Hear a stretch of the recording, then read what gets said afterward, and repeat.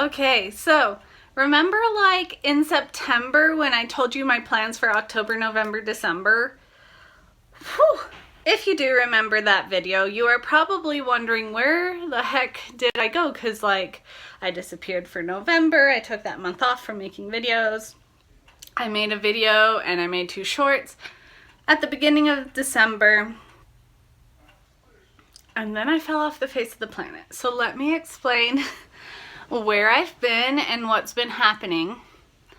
So at around 31 and a half weeks into my pregnancy, I got very sick. I went into preterm labor. I have not had the baby yet, but I was in labor. Because I was sick and already having problems with that, which caused the preterm labor, I ended up actually losing a lot of blood. I'm not going to go into that. And I was in the ER for a couple days, and then I just needed time to recover. The medicine made me feel really yucky. I had no motivation to make videos. I needed to take care of me, and I needed to make sure that I was in a good spot physically and everything. And yeah, so then after that I was feeling good the whole week leading up to Christmas, but it was the week leading up to Christmas and I'd already planned on taking it off. But it was the week leading up to Christmas, so I'd already planned on taking it off, making it magical for me and my family, making it magical for my toddler. We made a batch of cookies every day. We went to see Christmas lights. We met Santa Claus. It was great. And then we had a fantastic Christmas. It was a lot of fun. And yeah, so I'm healthy now. Baby's healthy now. My family is healthy. And I wanted to work on a project with you guys. I have been working on some other projects. I just haven't been filming them, even though I meant to. Like I said, I didn't have the energy to put into YouTube. I didn't have the health to put into YouTube because it's a lot of work. It's still fun and I love making videos for you guys. But yeah, today we're gonna rush a project. Right now it is about 8:30 p.m. and we're gonna start this project, and I have to be finished with this project by 3:30 p.m. tomorrow because I'm going to be wearing it for a photo shoot. I'm actually going to go do a maternity photo shoot, which I'm really excited about. I didn't get to do one with my firstborn just because it wasn't something that was really feasible for us. My husband was still a college student. I was teaching, like life was very busy. But I really wanted to do a maternity photo shoot this time. I found a photographer and we got it all set up. I'm really excited because I love pretty maternity shoot photos, and honestly I would just love to have photos of me while I'm pregnant that just make me feel beautiful, because it is really tricky sometimes when you feel like a beached whale to feel beautiful and stuff. And not that it's important to be beautiful, it's totally not important, but it's fun and it makes me happy. And yeah, so photo shoots tomorrow, and I decided to alter a dress last minute. Also, don't mind my shirt. This is my husband's shirt because it's nice and loose and easy to wear with a big bump. Alright, so this is the dress we're going to alter. Ignore what Fredwina's wearing. I dressed her up for Christmas. But this is the dress we're going to be altering. It is a dark green velvet. Stretch velvet, I should say. And I originally got this for my brother Ethan's wedding, which was last December, a year ago. And yeah, I love it. It's very pretty, but it's not as long as I want it to be. So I'm going to be adding length to the bottom. I went to Joann's to try, and I brought it with me to try to find a match. And I couldn't find a plain stretch velvet that was exactly the same. But I did find a crushed velvet that is the same green. I know it doesn't look like it in the lighting because in the camera lighting, but when you have them next to each other, they're pretty darn close. It was the closest match the store had. I looked at it in a few different lighting and just adding length to the bottom, it'll be fine that it's not an exact match. Yeah, and the good thing is I can always undo the length. I'm not going to unpick the hem that already exists on here. I'm just going to get this put together in a way that it can add length to the bottom to be a floor length gown with a little bit of a train.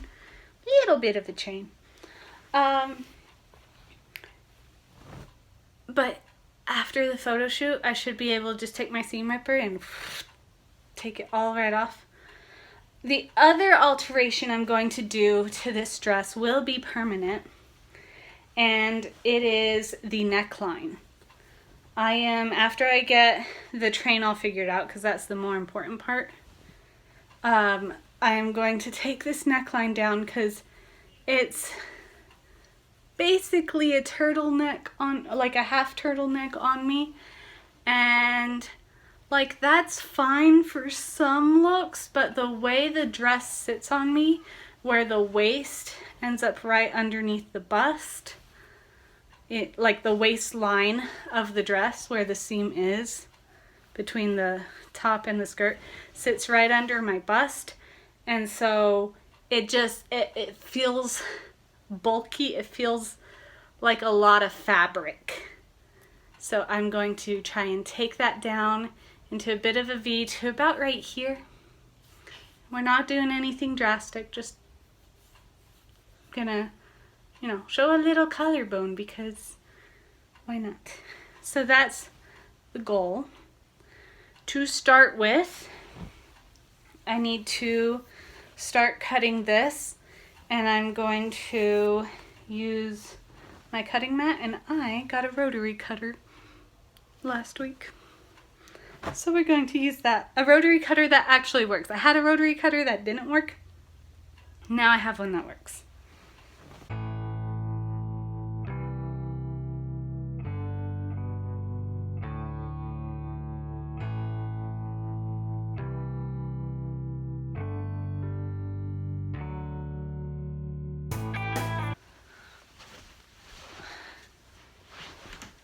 Alright, so now we have two pieces, and that one is smaller and this one is a little wider because I want the back a little bit longer than the front. Now, and this should be enough for the circumference of the skirt of the dress. So this should be enough now, front and back, for the circumference of the dress. Now I need to take this back one and fold it in half, and luckily I can still see what I believe is the exact halfway mark. It is wonderful. And I'm going to taper it from the middle, which is this folded part, to the edges so that it matches the you can't see where I'm pointing. So that this distance, but on that end, matches this distance. So this, and the reason I cut it a little weird there and got rid of the strip is because, as you saw, it took up my whole cutting mat. I couldn't see the lines any other way. So that's why I did it that way. Alright, let's measure this.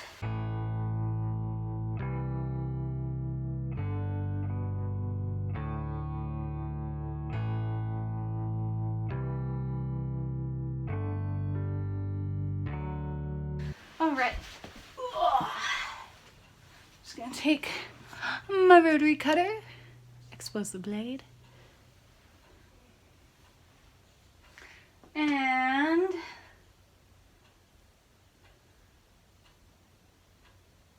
wait a second. That's not the way I want to do it. Give me a second. I gotta do some mental math. Okay. Ugh. Okay, I figured out what I'm doing. So I am going to cut along the top there so that this length is long and that length is short. And I was gonna try and use my French curve, but it's not long enough. So I'm gonna use the ruler, and I'm putting it on a curved dress. So in the end, it should look curved even though it's straight, just because of the way three-dimensionality affects things. Yeah, let's do that. I don't know why I'm time-lapsing things when I have the rotary cutter, because it is so fast. Guys, I should have done this years ago. Go get yourselves a quality rotary cutter. It is so worth it. I paid like 20 bucks for mine, which felt expensive, but oh my gosh, I just did that in like 3 seconds. All right, so the next step is to pin these together. And I want to have the velvet sides, the right sides together, wrong sides out. And yeah, we're just gonna do that. And I just am gonna sew down these lines before I move on to any other step.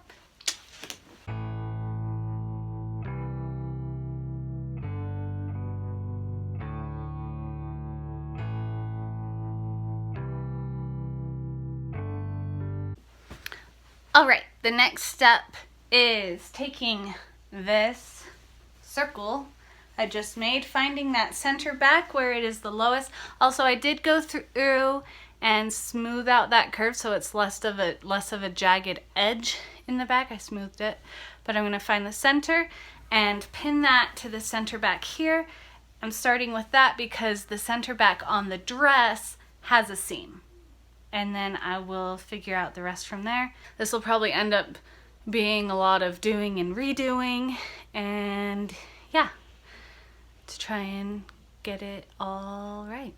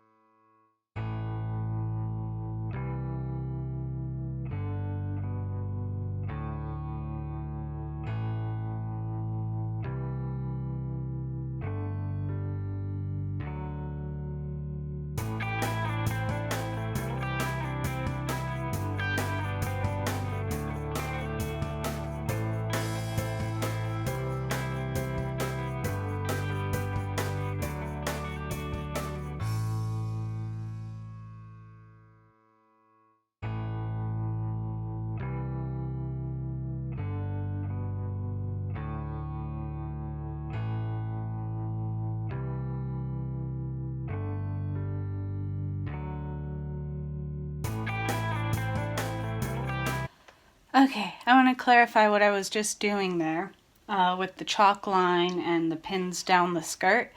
My circle that I made was not the right circumference for the skirt, and so I figured out how much of the skirt I needed to take away, but I can't just do that at the bottom of the skirt. I have to start at the waist because then it will be the same.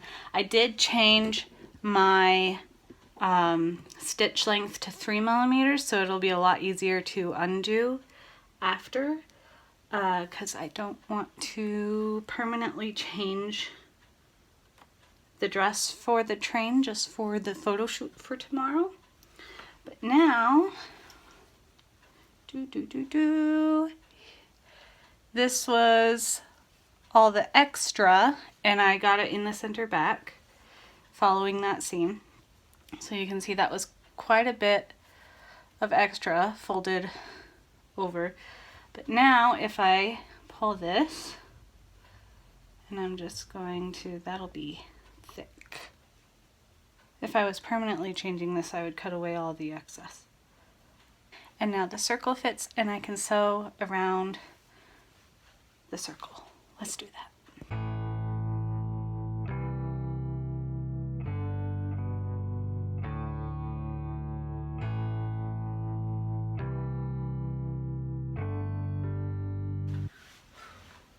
Alright, so it is more than floor length. It does have a train like I wanted, but it also has a train in the front.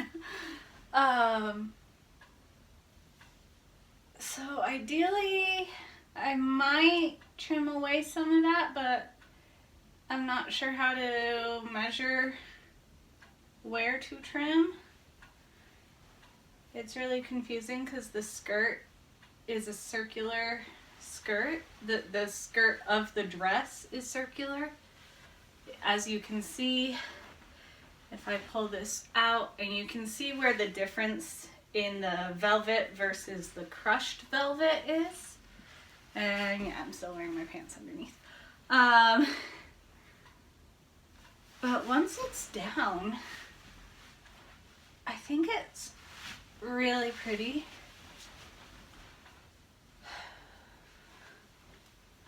I don't know what the fraying factor is.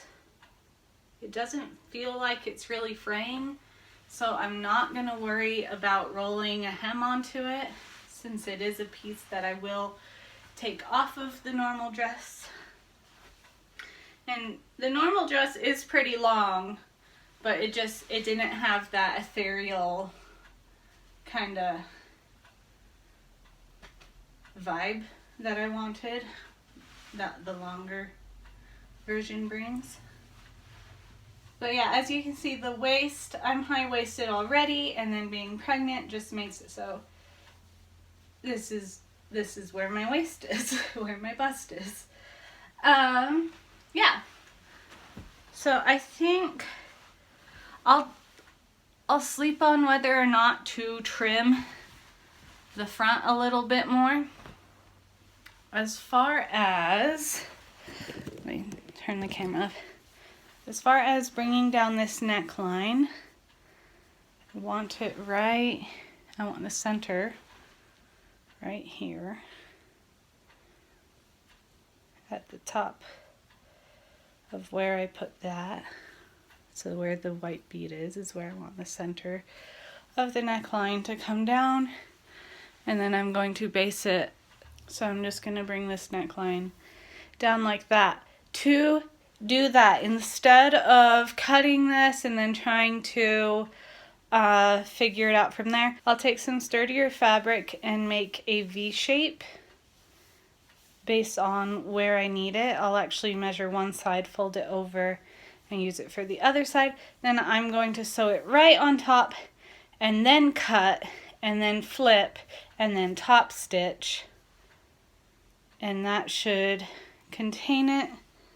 And then it's okay if the back of the collar is still a little higher.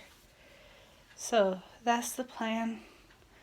Yeah, let's do that.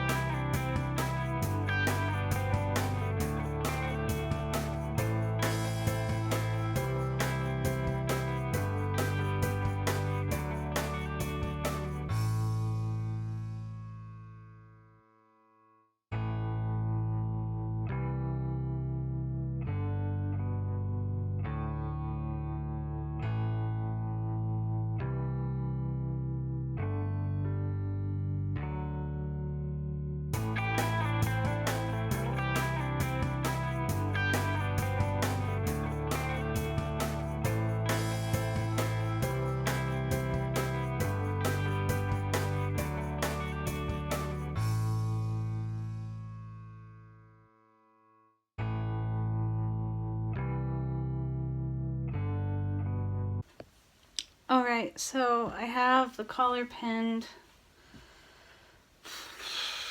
There's no going back. I can't undo what I've done. I've cut pieces away. I gotta sew it. It is 12:08 a.m. I did take a break to do bedtime with the family and to take care of a toddler who very much did not want to be alone in his room falling asleep, because that's what 2-year-olds are like. I'm super nervous about this. I'm going to have to do 2 lines to make sure that there are no exposed fraying seams, because the fabric that I used for the lining does fray quite easily. But we're going to attempt this and do our best, and you know what, no matter what, I think it's gonna look pretty. And that's the whole point.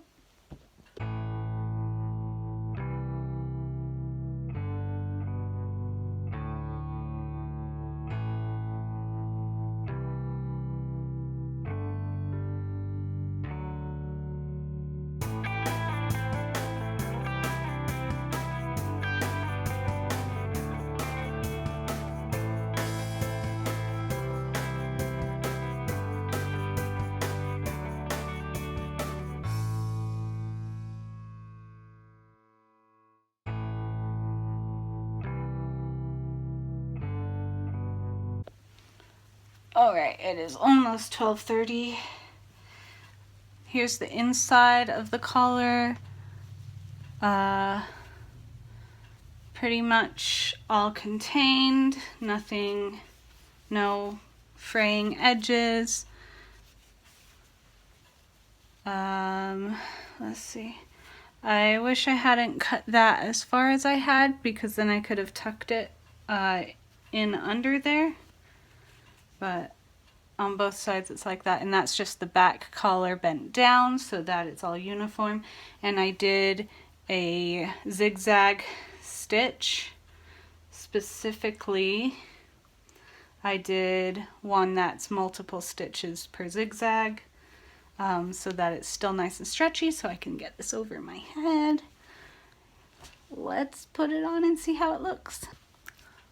Alright, I am very happy with how this turned out. Are you guys ready? Ta-da! No longer feel like it's choking me. Also, it didn't make my hair go poof when I put it on, because first off, I put more hairspray in my hair so that tomorrow I can style it, because it was too clean, smooth, whatever. But also, it was giving a lot of static, lots of loose ions, you know, science. But yeah, I am really happy with how that turned out. And I'm so excited for my photo shoot tomorrow. And that means tomorrow I don't have to do any more sewing. I finished the sewing, unless I still might trim the front of this a little more. But again, I'm not really sure how to get that exactly right, because my belly affects how far it falls. So Fredwina isn't really going to be very helpful with that. And if I bend over, then it changes. So if I was back in the city I used to live in, I would call up my friend Lori and I would say, I need sewing help, and she would know what to do. But I don't have sewing. I don't have clothing sewing friends here. I feel like everyone here quilts. Also, I'm about 11 years younger than most of my friends here. So that explains why they quilt.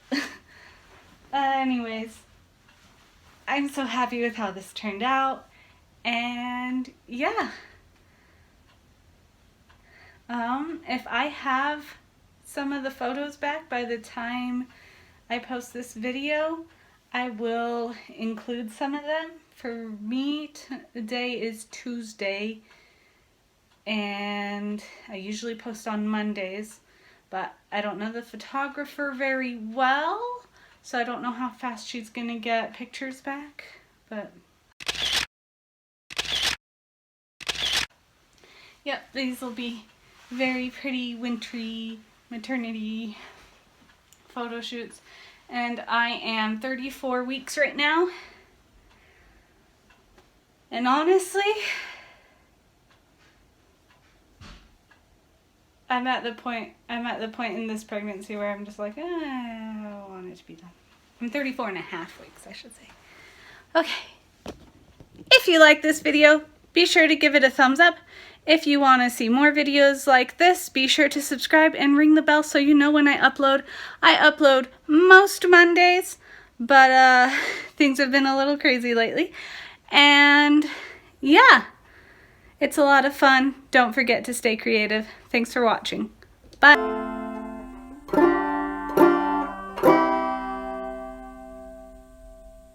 Honestly, I would just love pictures of when I'm pregnant.